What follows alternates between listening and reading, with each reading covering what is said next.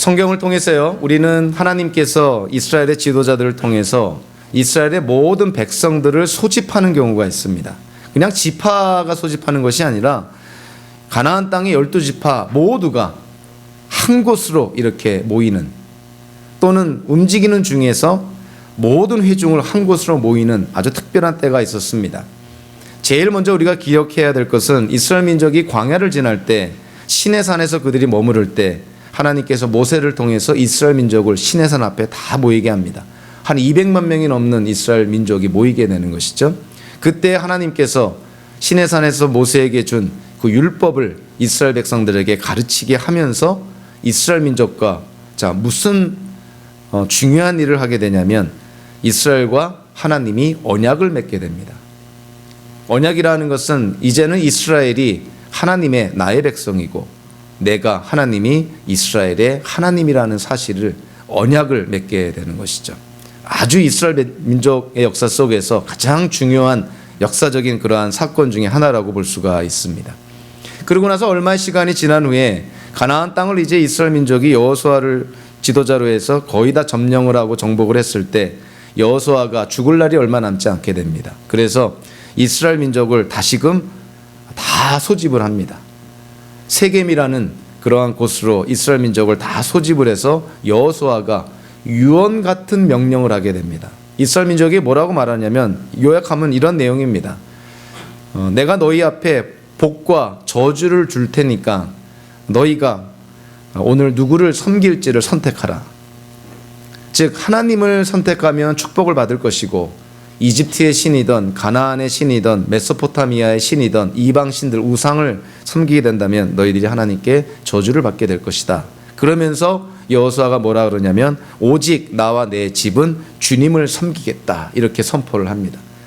여기서 여호수아가 이스라엘 민족에게 원했던 것이 뭐냐면, 시내산에서 하나님이 이스라엘 민족과 맺은 그 언약을 갱신하는 것이죠. 다른 말로 하면 이스라엘 민족으로 하여금 너희가 하나님께 언약의 백성이니 언약의 백성답게 살아야 될 것을 촉구하는 것이죠. 사무엘이 이제 이스라엘의 역사 속에서 다시금 전면의 지도자로 등장을 하게 되면서요, 미스바로 이스라엘의 그 회중을 다 소집을 합니다. 자, 왜 소집을 할까요? 시내산에서 소집했을 때 언약을 체결하게 되죠. 여호수아가 세겜에 이스라엘 민족을 소집했을 때 그 언약을 갱신하는 그러한 어떤 행동을 하게 되죠. 이 미스바에 사무엘이 이스라엘 민족을 다 소집한 이유가 뭐냐면 역시 하나님과 맺은 언약을 갱신하는 것입니다.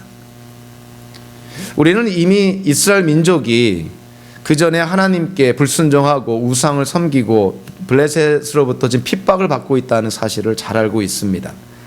하나님께서 이 사무엘을 통해서 이스라엘과 미스바에서 그 언약을 갱신하면서 다시 한번 확인시켜 주는 것이죠. 이스라엘 민족, 너희는 나의 백성이고 나는 너희의 하나님이시다 하는 것을, 그 언약, 그것을 다시 한번 상기시켜주고 갱신하는 어떠한 그러한 모임이 미스바의 그 모임이었다 하는 것입니다.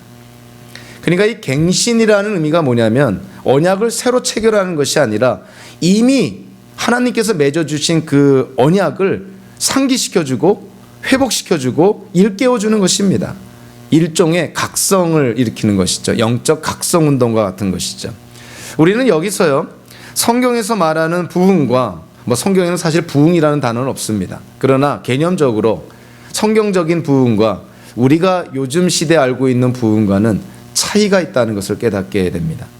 많은 사람들이 부흥 그러면 뭐를 생각하냐면 성장의 개념으로 생각합니다. 아, 우리 부흥해야 됩니다. 뭘 생각합니까? 아, 커져야 됩니다.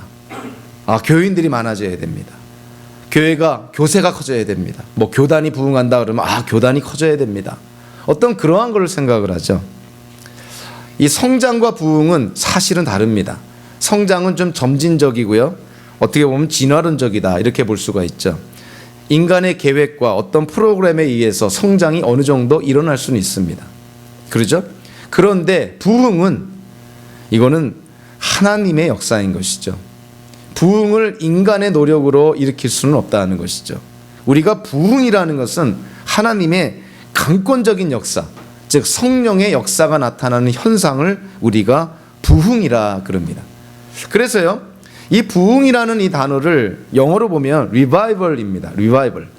근데 이 부흥이라는 단어의 이 개념 안에는 두 가지 요소가 있는데 그 두 가지 요소가 뭐냐면 생명과 각성이라는 요소가 있습니다. 그래서 우리가 부흥했다 하는 것은 이미 있는 생명이 다시금 awakening, 다시금 깨어나는 것, 다시금 각성하는 것, 그러한 것을 리바이벌, 부흥이라 그럽니다.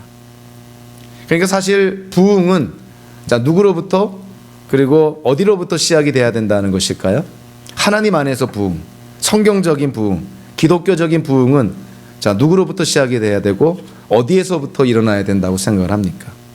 부흥은 기독교인들로부터 시작을 합니다. 부흥은 교회로부터 시작을 하는 것입니다. 그래서 그것이 외부로 영향을 끼칠 때 어떤 그 결과로서 교인들이 늘어나기도 하고 교세가 커지기도 하고 교단이 성장하기도 하는 그러한 일들이 일어나는 것이죠.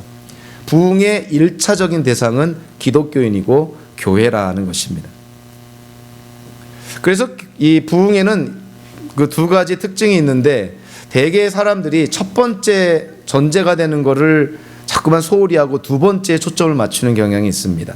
첫 번째 특징이 뭐냐면 교회의 지체들이 영적으로 각성하고 영적으로 심화되는 어떤 그러한 것들이 나타나야 된다는 것이죠.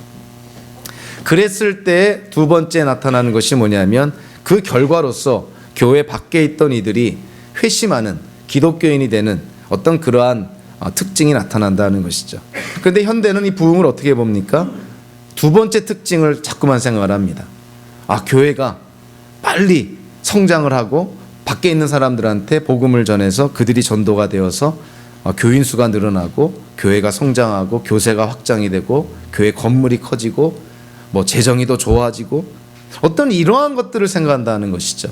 그러나 하나님 중심적인 부흥은요, 그 전에 반드시 거쳐야 될 것이 뭐냐면 교회를 구성하는 교인들, 기독교인들, 성도들로부터 분명한 영적 대각성이 있어야 된다는 것이죠. 영적인 어떤 각성도 없이 영적인 각성이 일어났을 때 잠자고 있던 그런 그 영혼이, 영성이 다시금 깨어났을 때 나타나는, 필연적으로 나타나는 현상이 뭐냐면 당연히 회개가 있어야 되는 것이죠. 그래서 기독교 역사적으로요, 회개가 없는 부흥은 한 번도 일어난 적이 없습니다. 부흥이 일어났을 때 항상 시작과 전제가 됐던 것이 회개가 반드시 있었다는 것이죠. 성도들이, 이미 생명을 갖고 있는 성도들이, 기독교인들이 성령의 역사로 영적으로 각성이 됐을 때, 침체되어 있거나 잠자고 있던 그러한 영성이 각성이 됐을 때, 어웨이크닝 했을 때 당연히 하나님 앞에 우리 자신이 얼마나 죄인임을 깨닫지 않을 수가 없는 것이죠. 그래서 회개가 항상 부흥이 시작하는 초반부에 일어났다는 것입니다. 그래서 오늘 본문도요, 미스바의 부흥이라는 그러한 제목을 우리가 염두에 두면서 오늘 본문을 바라보면 성경적인 부흥이 도대체 어떻게 일어나고 또 그 과정이 어떻고 그 결과가 어떤지를 우리가 쉽게 이해가 됩니다. 하나님 안에서 일어나는 부흥은요, 하나님이 생각하는 조건들이 충족되지 않으면 절대로 부흥이 일어나지 않습니다. 아무 때나 아무 조건 없이 하나님께서 막 그냥 내키는 대로 그 부흥을 그렇게 허락하시는 분이 아니라는 것이죠. 성경을 통해서 우리가 알 수 있는 것은 하나님께서 보시기에 꼭 충족되어야 될 전제가 되는 조건들이 있습니다.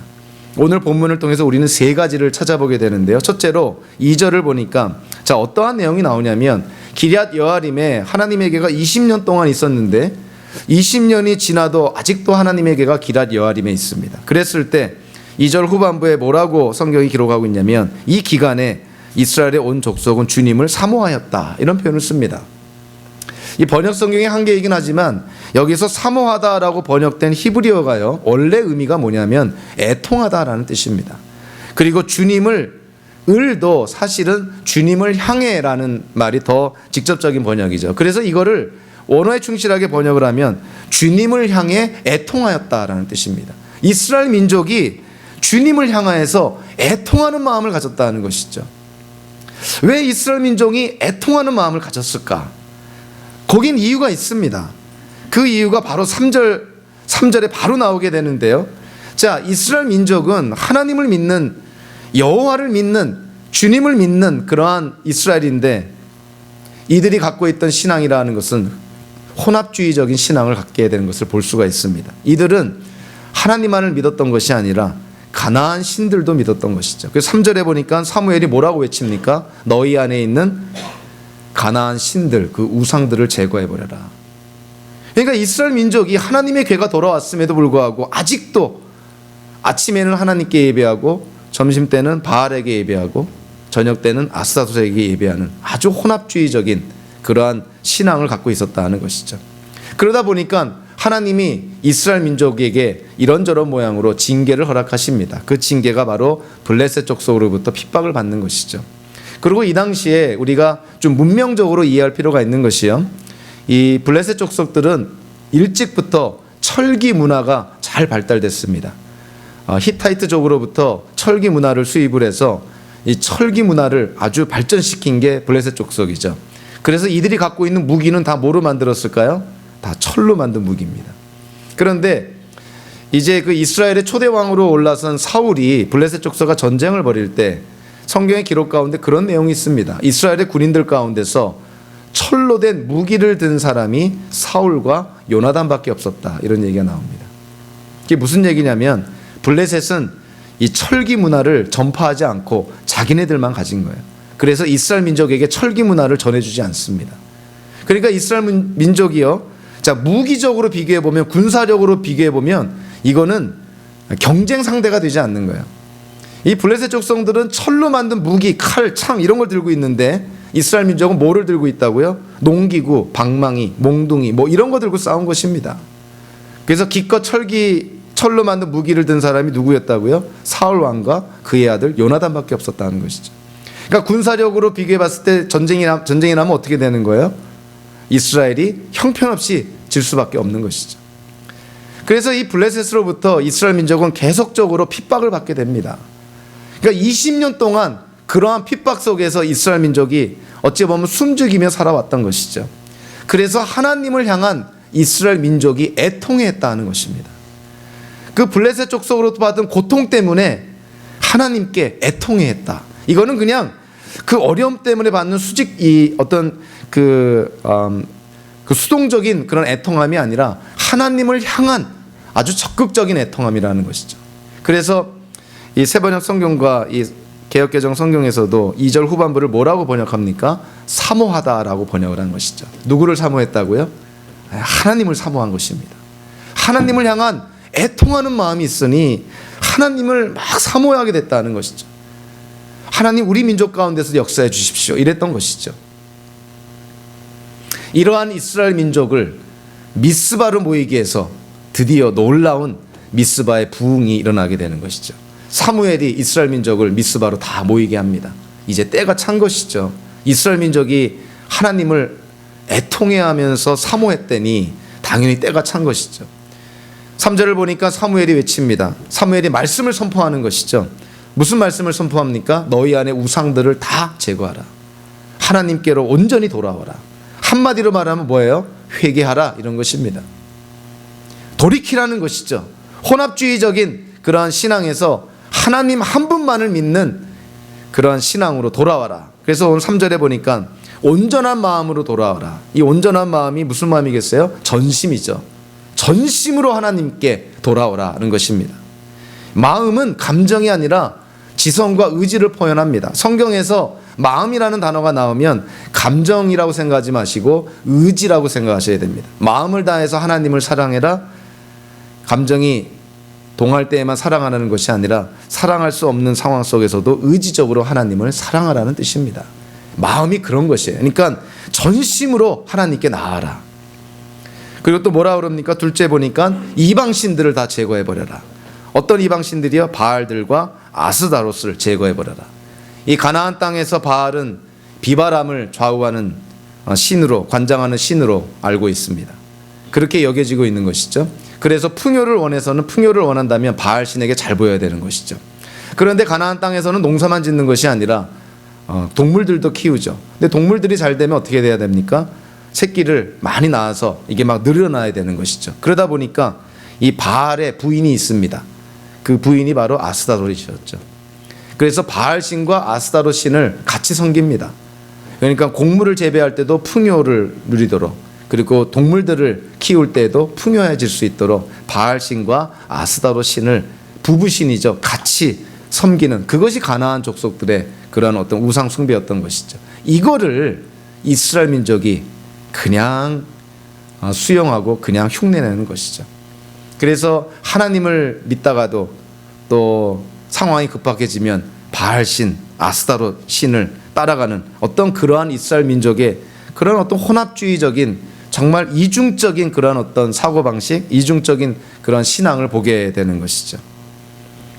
그리고 세 번째로 이 사무엘이 외쳤던 것이 하나님께 전심으로 돌아와라, 이방신들을 제거하라, 그리고 마지막에 주님만 섬겨라, 이렇게 나옵니다. 다 일맥상통하는 것이죠. 한마디로 말하면 10계명 중에서 가장 첫 번째, 우상 숭배하지 말라는 것이죠. 가나안 땅의 바알신과 아스타롯신, 그것들을 하나님을 대신하거나 하나님의 경쟁자로 삼지 말라는 것이죠. 그래서 이 사무엘이 미스바의 그 백성들을 다 모아놓고 하나님의 언약을 갱신하는 측면에서 우상 숭배하지 말 것을 외치고 있는 것입니다. 여기에 대해서 4절을 보니까 이스라엘 민족이 어떻게 했다고요? 사무엘의 말을 듣고 바알과 아스타롯 그 신상들을 없애고 주님만을 섬겼다. 자, 이스라엘 민족은 하나님께서 허락하시는 부흥을 경험할 준비가 되어 있는 거예요. 하나님께 애통하는 마음을 가졌죠. 회개했죠. 회개에 따른 순종까지 했죠. 지금 이 이스라엘 민족은요, 20년 전에 전쟁에서 패배해서 하나님의 괴를 빼앗겼던 그 이스라엘 민족과는 다른 모습을 보여주고 있는 것이죠. 하나님께서 허락하시는 부흥을 경험할 수 있는 그러한 준비가 이 이스라엘 민족에게는 다 되어 있던 것입니다. 한국의 기독교 역사 속에서요, 지금도 많은 분들이 회자하고 많은 분들이 다시금 일어나기 원하는 한 사건이 있습니다. 그것이 뭐냐면 1907년에 일어났던 평양 대부흥이죠. 평양으로부터 시작된 이 대부흥, 엄청난 부흥의 역사가 있게 됩니다. 그런데요, 자, 이 평양 대부흥이 일어나게 된 데에는 그냥 갑작스럽게 일어난 것이 아니라 다 여러 가지 자꾸 작은 일들이, 작은 사건들이 모아져 가지고 결국은 이 평양에서 그 일이 생겨나게 됐는데, 1907년 1월 2일부터 15일까지요, 평양 장대현 교회에서 사경회가 열립니다. 이 사경회의 맨 마지막 날 14일과 15일에 마침내 평양 대부흥이 일어나는 어떠한 그거를 일으키는 사건이 벌어지게 되죠. 1월 14일 날 저녁 때 이 평양 장대현 교회 장로로 섬기던 길선주 장로가요, 그 사경회로 모인 그 회중 앞에서, 그 다른 교우들 앞에서 자기의 죄를 고백하게 됩니다. 자기를 아간과 같은 자라 이렇게 칭하면서 1년 전에 세상을 떠난 자기 친구가 자기에게 맡긴 돈을 자기가 사취했다는 것이죠. 횡령했다는 것이죠. 길선주가 장로가 사취한 금액이 그 역사학자가 그 판명하기로는 그 당시 미화 한 100불 정도 상당의 금액이었다, 이렇게 기록을 하고 있습니다. 이 길선주 장로가 회개를 하는 것으로부터 시작해서 그 공동체가 회개의 불길이 붙게 되는 것이죠. 그래서 길선주 장로가 그 부끄러운 일인데 회중 앞에서 자기의 부끄러움을 그대로 다 드러냈고 회개를 합니다. 그러고 나서 그 장대현 교회 교인들로부터 연이어서 회개의 역사가 일어나게 됩니다. 기록에 의하면 어떠한 기록까지, 회개까지 나와 있냐면, 한 여인은 청일전쟁 당시에 자기 목숨을 구하려고 자기 아기를 죽였던 사건까지도 그렇게 고백을 했다는 것이죠. 그래서 어떤 역사학자는 이 평양 장대현 교회에서 그날 14일 저녁에 고백되어진 그 회개의 내용들은 인간이 저지를 수 있는 최악의 사건들이, 최악의 죄들이 다 고백되어지고 회개되었다는 것이죠. 평양 대부흥은 거기서부터 시작을 합니다. 회개로부터 시작했다는 것이죠. 교회 안에서 교인들이 영적으로 각성이 되니 성령의 역사, 하나님의 강권적인 그런 역사를 깨닫게 되니까 회개하지 않을 수가 없었던 것이죠. 그래서 회개를 통해서 평양 대부흥이 일어나게 됩니다. 하나님께 애통하는 마음이라든가 회개하는 마음이라든가 하나님께 순종하는 마음, 이런 것들이 조건이었다고, 전제 조건이었다고 말씀을 나눴는데요. 부흥으로 가는 길에는 그러나 이들이 또 겪어야 될 과정이 있습니다. 뭐 애통했다고, 회개했다고, 순종했다고 부흥이 한꺼번에 막 일어나는 것이 아니죠. 오늘 이 미스바의 부흥을 보면요, 이 부흥의 과정 속에 이 이스라엘 민족이 겪어야 될 일이 있습니다. 첫째로 무엇보다도 3절에서 우리가 금방 나눈 것처럼 부흥의 과정 속에 필연적으로 따르는 것이 뭐냐면 하나님의 말씀 선포가 있다는 것이죠. 하나님의 말씀이 없이 어찌 부흥이 일어나겠냐는 거예요. 인간적인 생각으로 우리가 으쌰으쌰하고 의기투합하고 그런다고 부흥이 되는 것이 아니라는 것입니다. 말씀을 통해서 성령이 역사할 때 그때 부흥이 시작이 된다는 것이죠. 그래서 역사학자들이요, 1907년에 평양 대부흥을 연구를 합니다. 도대체 이 평양 대부흥이 어떻게 일어나게 됐는가? 물론 표면적으로는 길선주 장로의 회개로부터 시작이 됐다고 보는데 그거는 한 빙산의 일각에 불과한 것이고, 진짜 평양 대부흥이 일어났던 진짜 뿌리가 됐던 것이 무엇인가? 이들이 내린 결론이 뭐냐면요, 그것은 그 당시에 교회에서 행해지고 있던 사경회다, 이렇게 표현합니다. 여러분들 얼마 전에도 우리 이 애나보에도 연합 사경회가 있었죠. 부흥회와 사경회 잘 구분이 안 되시죠? 사경회는 말 그대로 성경을 공부하는 것입니다. 영어로는 바이블 스터디입니다. 그러니까 사경회는 뭐 와가지고 시끄럽게 떠들고 이러는 것이 아니라 하나님의 말씀을 풀어서 연구하고 나누고 은혜 받고 도전받는 것이 사경회였다는 것이죠. 평양 대부흥이 있었던 가장 직접적이고 가장 핵심적인 이유는 사경회라는 것입니다. 즉 하나님의 말씀이 뿌리가 됐다는 것이죠. 어찌 보면 당연합니다.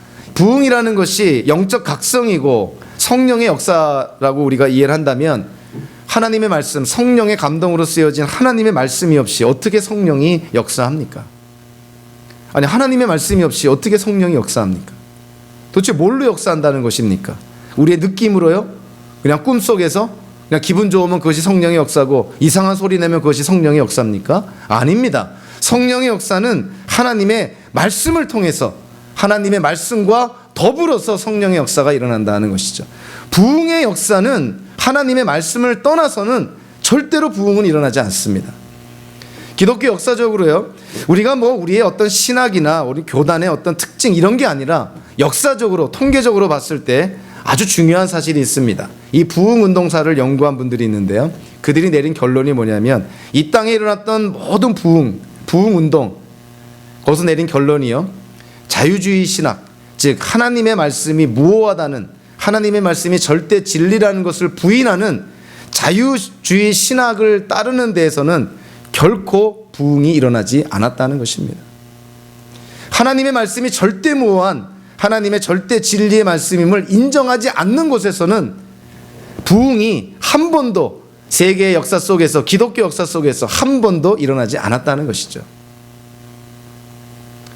저와 여러분들의 인생 속에 우리가 부흥을 경험하기 원하고, 우리 교회 안에서 부흥을 경험하기 원하고, 이 사회와 이 나라가 부흥을 경험하기 원한다면, 자, 뭐부터 해야 된다는 것입니까? 하나님의 말씀이 절대 무오한 진리의 말씀임을 인정해야 된다는 것입니다. 그것을 인정하고 하나님의 말씀이 주는 것이 우리의 인생의 지침이 되어서 그 말씀을 따를 때, 그때서야 우리는 부흥으로 가는 길목에 절버들고 있는 것이죠. 만약에 여기 있는 분들 어느 분들이라도 하나님의 말씀이 이건 뭐 사람이 쓴 거 아닌가, 실수도 있고 잘못되어져 있고 오류가 있고 어떻게 이것이 절대 진리의 말씀인가, 이런 회의를 갖고 있다면 빨리 버리셔야 됩니다. 하나님의 말씀, 성경에 대한 그런 분명한 믿음과 신뢰가 없다면, 역사적으로 얘기하면요, 그러한 분들의 인생 속에서는 부흥은 일어나지 않습니다. 부흥이 일어나지 않는데 무슨 성장이 일어나겠고, 부흥도 성장도 일어나지 않는데 어떻게 하나님께 쓰임 받겠습니까? 자유주의적인 신학, 하나님의 말씀을 절대 진리로 인정하지 않는 곳에서는 역사적으로 단 한 번도 부흥은 일어나지 않았다는 것입니다. 평양 대부흥도요, 바로 이 사경에 하나님의 말씀을 사모하고 그거를 깨닫고 하나님의 말씀을 인생의 등불로 생각해서 순종할 때 평양 대부흥이 마침내 일어나게 됐다는 것이죠. 부흥으로 가는 과정 속에요, 하나님의 말씀이 선포가 돼야 됩니다. 그런데 뜻밖에도요, 이 미스바에서 일어난 사건을 보니까 이 부흥으로 가는 길목에 마지막 넘어야 될 산이 하나 나옵니다. 그것이 뭐냐면 고난이라는 것이에요. 여러분들, 이 미스바가 어떤 데입니까? 지금 이스라엘 민족이 20년 동안 하나님의 궤가 기럇 여아림에 있음으로 말미암아 하나님께 애통하는 마음을 가지면서 하나님의 역사를 사모하는 그러한 이스라엘 민족, 그들이 사무엘의 명령에 따라서 미스바로 다 모이게 되죠. 미스바로 모여서 그들이 뭐 합니까? 춤추고 노는 것이 아니죠. 하나님께 회개합니다. 하나님께 예배합니다. 번제물을 드리면서 하나님께 예배하는 그러한 장소가 미스바였죠. 이스라엘 민족이 마음을 돌이켜서 다시금 하나님께로 나아가겠습니다 하고 각성하고 하나님께 나와왔는데 무슨 일이 벌어지나요?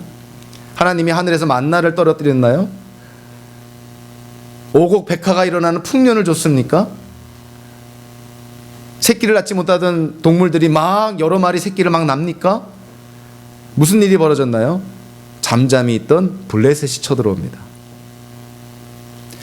우리가 참 성경을 읽다 보면, 아니 하나님께 정말 마음을 새롭게 해서 결단해서 하나님께 나아가려고 하는데 왜 하나님 이런 어려움을 줍니까? 왜 이런 고난을 줍니까? 왜 이런 일이 일어납니까? 미스바에서도 똑같은 일이 일어난 거예요. 이스라엘 민족이 회개하고 하나님께 나와왔는데 블레셋 군대가 대군을 이루어서 지금 이스라엘을 쳐들어온 것입니다. 여러분들, 미스바가 어떤 곳이냐면 예루살렘을 우리가 산 위의 도시라 이렇게 표현합니다.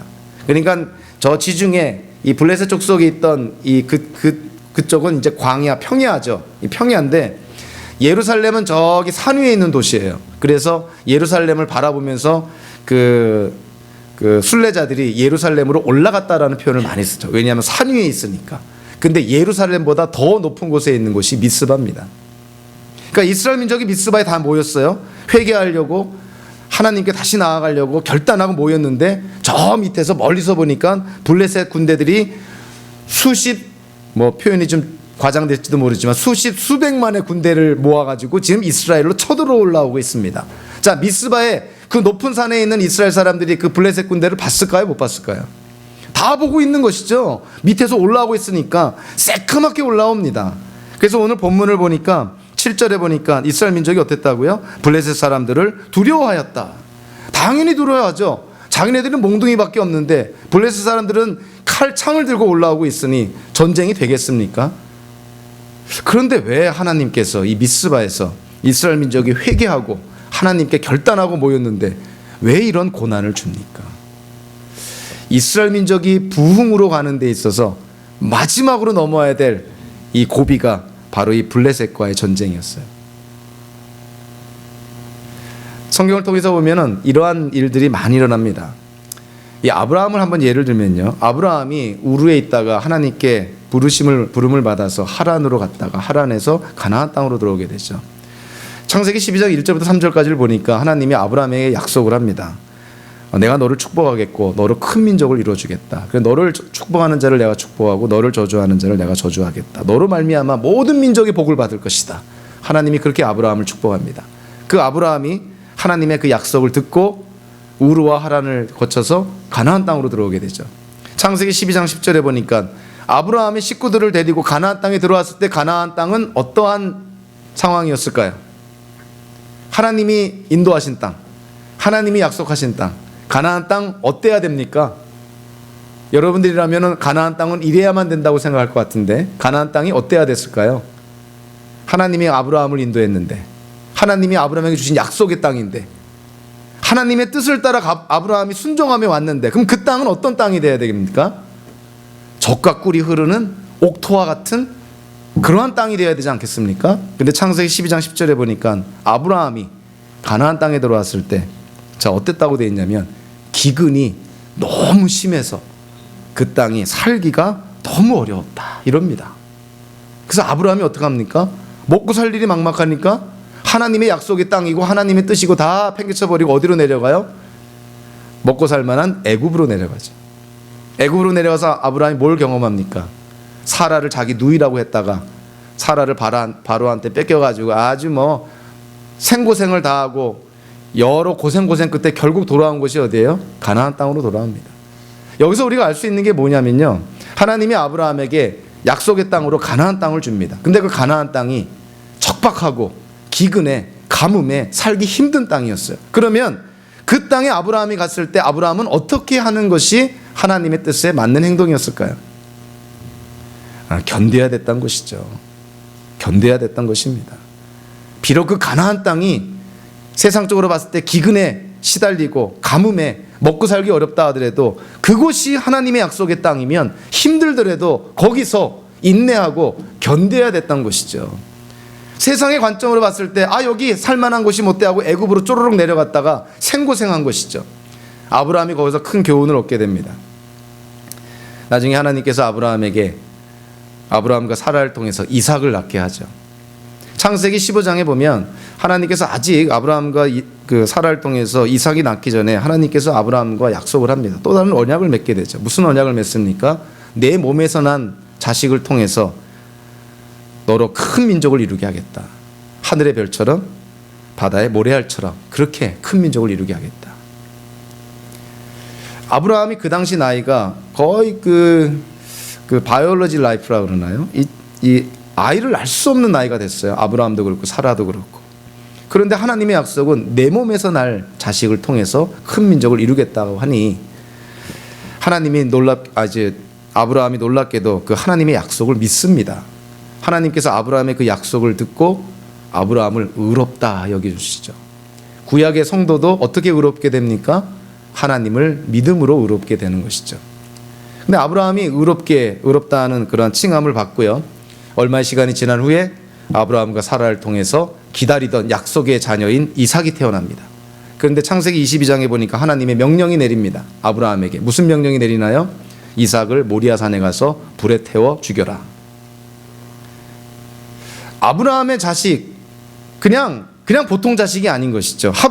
하나님의 약속이 뭐예요? 아브라함의 몸에서 난 그 자식을 통해서 어떻게 하겠다고요? 아브라함에게 큰 민족을 이루게 하겠다. 이삭이 어떠한 자식이에요? 그냥 단순한 아들이 아닌 것이죠. 이삭은 하나님의 약속이 이루어지고 성취되는 통로가 되는 자식이었던 것이죠. 이삭이 없이는 하나님의 약속이 이루어질 수가 없습니다. 그런데 하나님께서 아브라함에게 내린 명령이 뭡니까? 그 이삭을 모리아산에서 불에 태워서 번제물로 바치라는 것이에요. 이게 인간적으로 이해가 됩니까?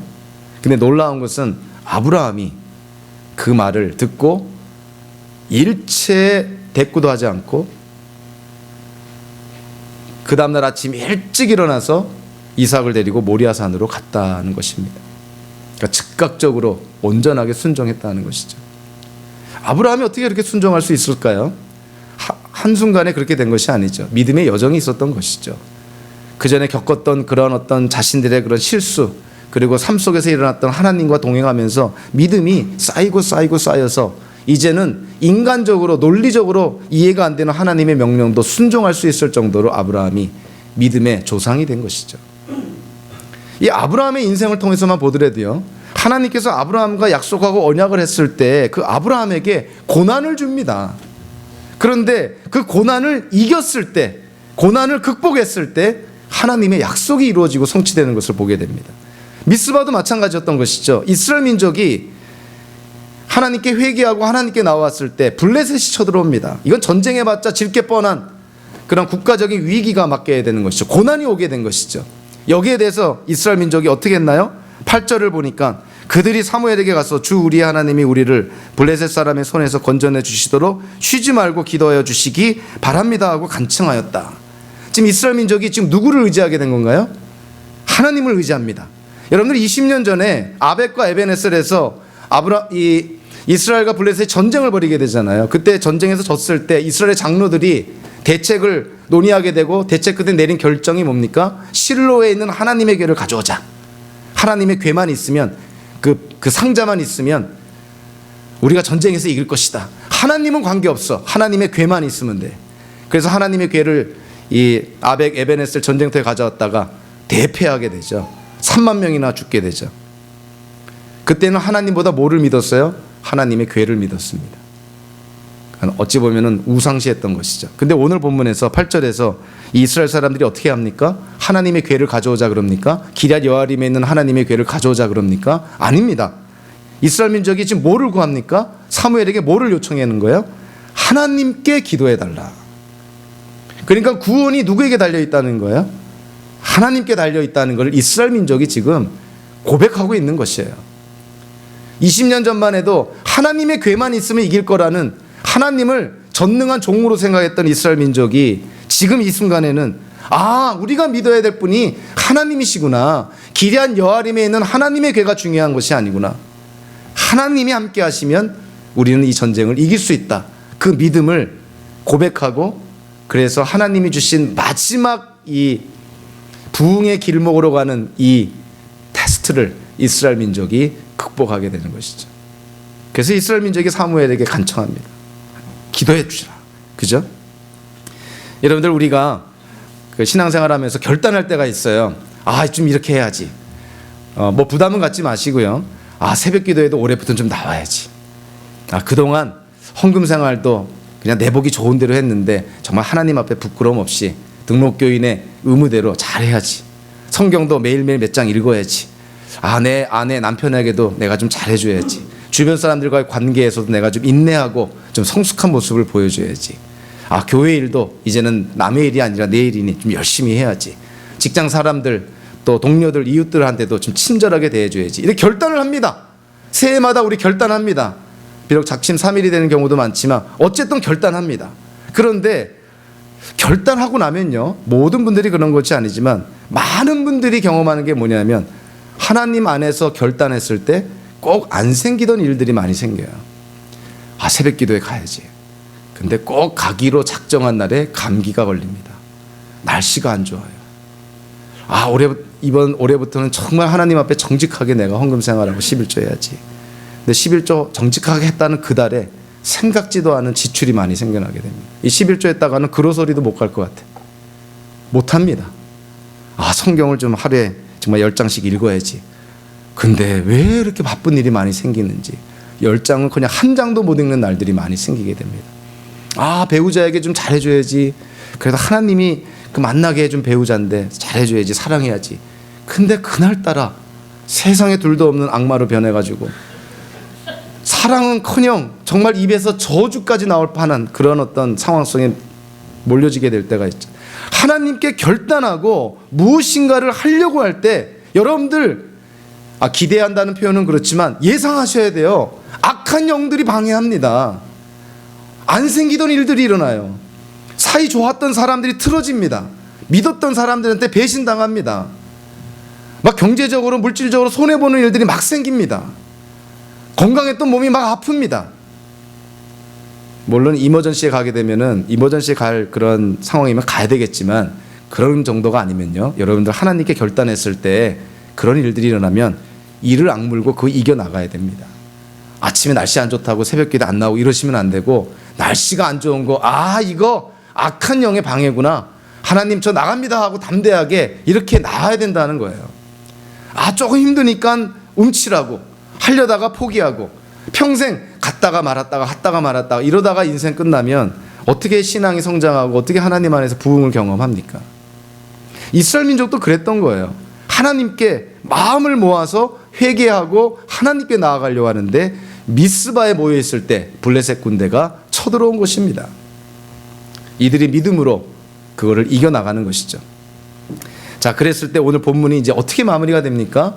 해피엔딩으로 끝나게 되죠. 믿음으로 하나님께 나아갔더니 어떻게 됩니까? 전쟁에서 승리합니다. 빼앗겼던 성읍들도 다 되찾습니다. 그리고 이 본문을 마지막을 보니까 이스라엘이 얼마나 평화 가운데 있게 된 것을 알게 됩니다.